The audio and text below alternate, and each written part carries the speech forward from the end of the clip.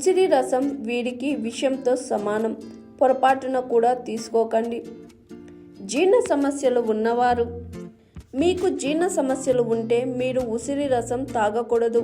ఉసిరికాయలో అధిక fibre content ఉన్నందున దాని ఆమ్లతత్వం జీర్ణ వ్యవస్థను చికాకు పెడుతుంది. ఇది యాసిడ్ రిఫ్లెక్స్ లేదా గుండెల్లో మంటకు కారణం కావచ్చు. కిడ్నీ సమస్యలు ఉన్నవారు ఉసిరి రసంలో అధిక పొటాషియం ఉంటుంది.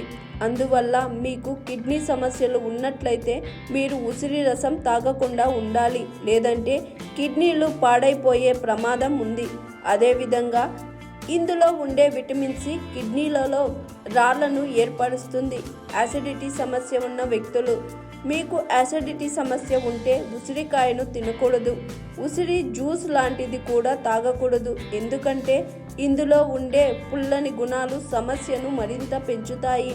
అలాగే దంతక్షయం వంటి నోటి సమస్యలు ఉంటే ఉసిరి రసం తాగడం మానుకోవాలని నిపుణులు అంటున్నారు. ఎందుకంటే ఉసిరి రసం తీసుకోవడం వల్ల పంటి ఎనామిల్ దెబ్బతింటుంది. శస్త్రచికిత్స, మీరు ఇటీవలే ఏదైనా శస్త్రచికిత్స చేయించుకున్నట్లయితే లేదా శస్త్రచికిత్స చేయించుకోబోతున్నట్లయితే ఆమ్ల జ్యూస్ తాగవద్దు. మీరు దానిని తాగితే మీ రక్తస్రావం అనేక రెట్లు పెరుగుతుంది. ఉసిరికాయ రసం తీసుకోవడం వల్ల రక్తం పల్చబడుతుంది.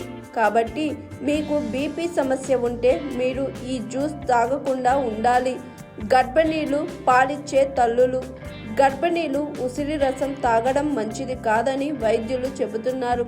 ఎందుకంటే ఉసిరి రసాన్ని క్రమం తప్పకుండా తీసుకోవడం వల్ల కడుపులో దృఢత్వం, ఒత్తిడి వంటి సమస్యలు వస్తాయి. ఉసిరి రసానికి రక్తంలో చక్కెర స్థాయిని తగ్గించే గుణం ఉంటుంది. కాబట్టి డయాబెటిక్ పేషెంట్లు దీనిని ఎక్కువ మోతాదులో తీసుకుంటే వారు ఊహించని సమస్యలు ఎదుర్కోవాల్సి ఉంటుంది. హాయ్ ఎవ్రీవన్, నేను మీ Pavani. Please like, share and subscribe GRTV.